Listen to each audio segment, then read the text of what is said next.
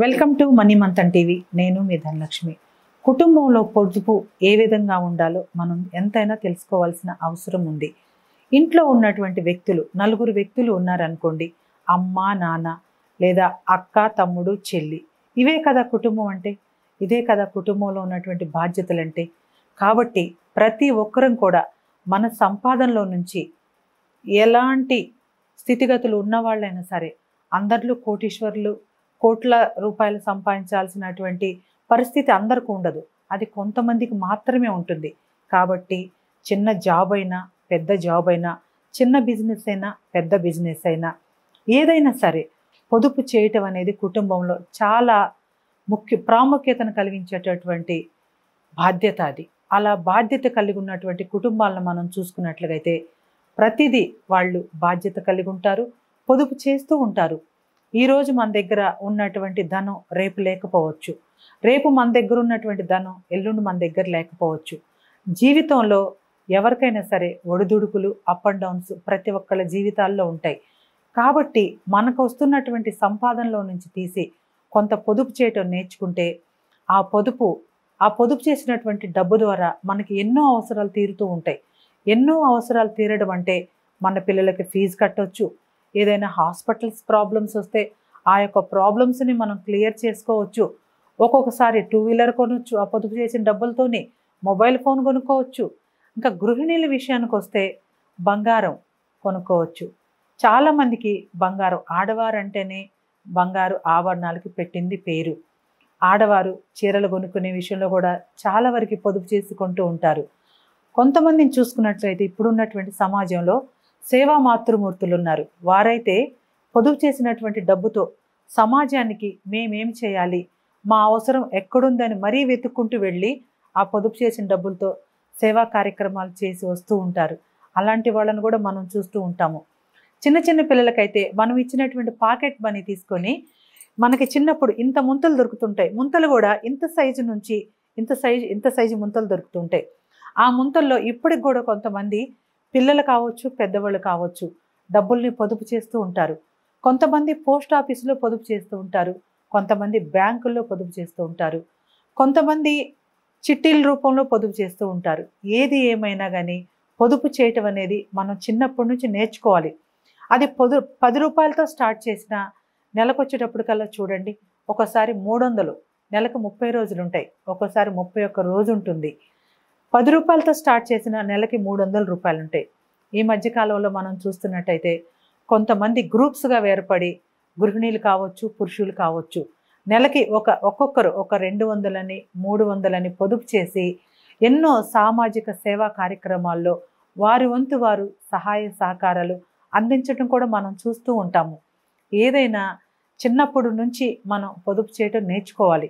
చిన్నప్పుడు అంటే మన school days, college days. School డేస్కి వచ్చినప్పుడు కొంచెం అమౌంట్ మన దగ్గర ఉంటుంది, కాలేజ్ డేస్కి వచ్చినప్పుడు ఎక్కువ అమౌంట్ ఉంటుంది. అనవసరమైనటువంటి ఖర్చులు పెట్టకుండా, అనవసరమైనటువంటి ఆడంబరాల జోలికి పోకుండా, ఇంకొకళ్ళ జీవితంతో మన జీవితాన్ని పోల్చుకోకుండా ఎప్పుడైతే మనము జాగ్రత్త కలిగి పొదుపు చేయటం మనం నేర్చుకుంటూ ఉంటామో, మనం అన్ని విషయాల్లో కూడా క్షేమంగా ఉంటాము. ఇంకొకళ్ళ దగ్గరికి వెళ్ళి చెయ్యి చాచాల్సిన అవసరం మనకు కలగదు. కాబట్టి మనం ప్రతి ఒక్కళ్ళమే ఏదో ఒక విధంగా, ఇప్పుడు చాలా వరకు చూసుకుంటే పోస్ట్ ఆఫీసుల్లో, బ్యాంక్స్లో చాలా అనేక రకాలైనటువంటి పొదుపు స్కీములు ఉన్నాయి. కాబట్టి మనం అందరం కూడా పోస్ట్ ఆఫీస్లో లేదా బ్యాంకులో పొదుపు చేస్తూ మన యొక్క భవిష్యత్తుకి మనమే పునాదులు వేసుకోవాలి.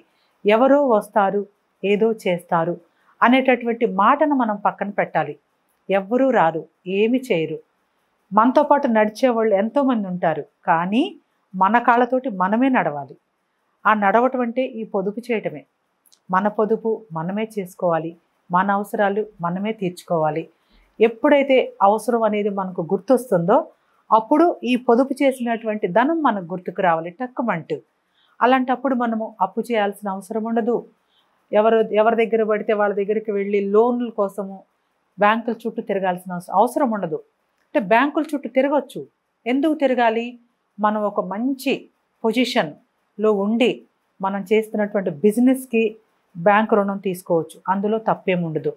అదేవిధంగా మన పిల్లలు ఎడ్యుకేషన్స్ ఒక్కొక్కరు ఇప్పుడు బయట అబ్రాడ్ వెళ్ళి చదువుతూ ఉంటారు. అప్పుడు కంపల్సరిగా బ్యాంక్స్ రుణాలు ఇస్తూ ఉంటాయి. అది మనందరికీ తెలుసు. మనం ఇంకా పొదుపు చేసినటువంటి సొమ్ములో నుంచి కూడా తీసి కొన్ని మనము జాగ్రత్తలతోటి అన్ని విధాల ప్రతి ఒక్క విషయంలో కూడా ఆలోచించి నిర్ణయం తీసుకొని ముందుకు వెళుతూ ఉంటే మన పిల్లల చదువులకి ఎక్కడ అంతరాయం ఆటంకం కలగదు. మన పిల్లల్ని మనం ఏ స్థితిలో నుండి వచ్చినా కానీ కూడా ఇవాళ రేపట్లో తల్లిదండ్రులు అందరూ కూడా మా పిల్లలు మంచి మంచి చదువులు చదవాలి అనేటటువంటి అవగాహనతో ఉంటున్నారు.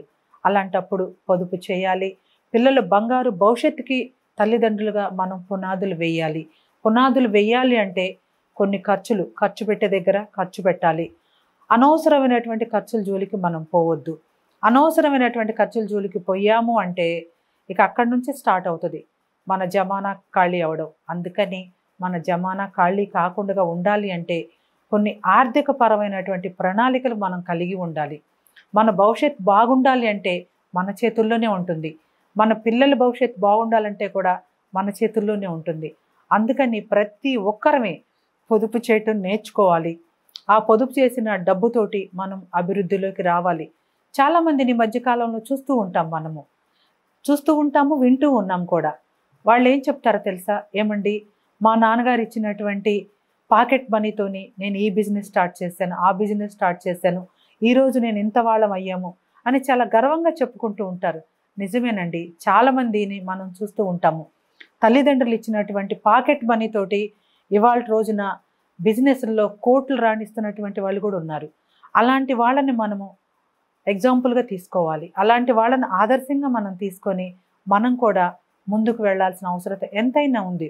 కొంతమంది అనుకుంటారు, మాకు చదువు లేదండి, మేమేం పొదుపు చేస్తామండి అని అనుకుంటారు. చదువుకి పొదుపుకి ఎలాంటి సంబంధం ఉండదు. మనం అనుకున్నట్లుగా అందరూ గ్రూప్ 1లు గ్రూప్ 2 ఎంప్లాయీస్ కాలేరు కదా, అందరూ స్పోర్ట్స్ ప్లేయర్ కాలేరు కదా, అందరూ మూవీస్లో హీరోస్ హీరోయిన్స్ కాలేరు కదా. ఎవరికి నచ్చినట్టు వాళ్ళు అవుతారు. ఎవరు కష్టపడితే ఆ విధంగా వాళ్ళ యొక్క జీవితం ఉంటుంది. కానీ కష్టపడందే ఏది రాదు. కష్టపడాలి, పొదుపు చేయాలి. ఆ చేసినటువంటి పొదుపుతోటి మన జీవితానికి మనం బంగారు బాటలు వేసుకోవాలి. ఇంకొకరికి ఆదర్శంగా ఉండాలి. ఆ పొదుపు చేయడం వల్ల మన కుటుంబంలో ఎలాంటి కష్టాలు, బాధలు, కలతలు రాకుండా చూసుకోవాలి. పొదుపు ఉంటే మనకి చాలా భద్రత. అది మన డబ్బులు, మనం చాలా జాగ్రత్తగా దాచుకున్నటువంటి డబ్బులు. కాబట్టి మనకు అదొక ధీమా, ధైర్యం రెండూ ఉంటాయి. ఎప్పుడైతే మనం జాగ్రత్తగా డబ్బుల్ని ఖర్చు పెడుతూ పొదుపు చేస్తూ ఉంటామో మనందరికీ కూడా ఒక ధీమా, ఒక ధైర్యం ఉంటుంది. అక్కడ దాకా ఎందుకు, ఈ మధ్య కాలంలో కొన్ని అవాంఛనీయ సంఘటనలు జరుగుతూ ఉన్నాయండి. అనుకోకుండా కొంతమంది ఈ కాలం వదిలి వెళ్ళిపోతూ ఉంటారు, ఈ లోకం వదిలి వెళ్ళిపోతూ ఉంటారు. కొంతమంది ముందు చూపుతోని ఇన్సూరెన్సులు చేస్తారు, కొంతమంది ఇన్సూరెన్సులు చేయరు. ఇన్సూరెన్సులు ఇన్సూరెన్సులు చేసి ఉన్నటువంటి కుటుంబాన్ని చూసుకుంటే ఆ కుటుంబానికి ఎంతో ఆసరా ఉంటుంది, ఎంతో ధైర్యం ఉంటుంది, ఎంతో భరోసా ఉంటుంది. కొంతమంది ఏం చేస్తారంటే ఇవాళ గడిస్తే చాలు, రేపటిది ఆలోచించవచ్చులే అని అనుకుంటారు. కానీ ఎప్పుడైనా కానీ కూడా ఈరోజు మనది, రేపు కూడా భగవంతుని ఒక ఇదిలో మనం రేపటికి కూడా మనకుంది అని కూడా మనం నమ్మాలి, విశ్వాసం చూయించాలి. నిన్నటిది అనేది తీరిపోయినటువంటి రుణం, ఈరోజు అనేది మనకు దేవుడిచ్చినటువంటి అవకాశం, రేపు అనేది భగవంతుడిచ్చినటువంటి వరం. ఈ 3 వరాల్ని మనము నిన్న జరిగిపోయిన దాని గురించి ఆలోచించొద్దు, అది అయిపోయింది. ఇప్పుడు గురించి ఆలోచిస్తున్నాము. ఇప్పుడు అంటే ఏంటి, రేపు అనే అర్థం. కొంతమంది అంటూ ఉంటారు, రేపటి తెల్లారితే ఉంటామో లేదు అని. ఉంటామో లేదు అనేటటువంటి విషయం భగవంతుని చేతిలో ఉంటుంది. కానీ మనమైతే ఆశ కలిగైతే ఉండాలి కదా. ఆశ అనేది రేపటి భవిష్యత్తు. అందుకని ప్రతి ఒక్కళ్ళం కూడా పొదుపు విషయాల్లో జాగ్రత్త కలిగి ఇవాళ రేపట్లో చూసుకుంటూ ఉంటాము. అనవసరమైనటువంటి ఖర్చులు మన చేతుల్లో ఎంతుంటే అంత ఖర్చు పెడుతూ ఉంటాము. రేపు సంపాదించవచ్చు కదా. రేపు అనేది మనం ఏది కూడా మన జీవితంలో వాయిదా వేయొద్దు. రేపు అనేది ఏది కూడా మన చేతుల్లో ఉండొచ్చు, ఉండకపోవచ్చు. రేపు అనే పదం దేవుని చేతుల్లో ఉంటుంది. అది కాబట్టి ఎప్పుడు అవకాశాలు అప్పుడే మనం అన్ని విషయాల్లో అందిపుచ్చుకోవాలి. ఎప్పుడు వచ్చినటువంటి అవకాశాన్ని మనం సద్వినియోగం చేసుకుంటూ, అది పొదుపు కావచ్చు, జీవిత లక్ష్యాలు కావచ్చు, ఏమైనా సరే ప్రతి ఒక్కరం కూడా పొదుపు విషయంలో ఒక ప్రణాళిక కలిగి ఉండి మనం ముందుకు వెళుతూ ఉన్నామంటే మన జీవితాలు అందరివి కూడా ఆనందంగా సుఖ సంతోషాలతో వర్ధిల్లుతూ ఉంటాయి. ఇందులో ఎలాంటి అనుమానం పడాల్సిన అవసరం మనకు లేదు. ఇప్పుడున్నటువంటి నాగరికత ప్రకారం అందరూ కూడా మంచి మంచి విద్యావంతులు ఉన్నటువంటి ఈ యొక్క కాలంలో కూడా కొన్నిసార్లు కొంతమంది అశ్రద్ధ చేస్తారు పొదుపు విషయంలో. తర్వాత బాధపడతారు, అరే అనవసరంగా మేము అప్పుడు డబ్బులు ఖర్చు పెట్టాము, కొంతలో కొంతైనా నా కుటుంబానికి నేను పొదుపు చేయలేకపోయాను, పొదుపు చేసుంటే ఇప్పుడు నాకు ఈ పరిస్థితి వచ్చేది కాదు అని మనం బాధపడుతూ ఉంటాము. అందుకనే ఎప్పుడైనా కానీ కూడా చూడండి, పెద్దల మాట సద్ది మూట అంటారు. ప్రతి ఒక్కరం కూడా కొంతమంది జీవితాలని మనం ఆదర్శంగా తీసుకోవాలి, తీసుకొని తీరాలి. వాళ్ళు ఏ విధంగా పొదుపు చేస్తున్నారు అనేసనని. కాబట్టి ప్రతి ఒక్కరం కూడా పొదుపు చేయాలి. మన కుటుంబానికి ధైర్యాన్ని, భరోసాని, కొండంత అండని మనం ఇవ్వాలి. మనందరం కూడా మన దైనందిన జీవితంలో రోజుకి ఎంతో కొంత పొదుపు చేయటం అలవాటుగా చేసుకోవాలి. అలవాటుగా ఇప్పుడు మనం అందరం కూడా రోజువారీ పనుల్లో ఎలా అలవాటుగా చేసుకుంటూ ఉంటామో పొదుపు చేసే విషయంలో కూడా కొంత ధనంని మనము పొదుపు చేస్తూ ఉండాలి, నేర్చుకోవాలి. అందరికీ నమస్కారం.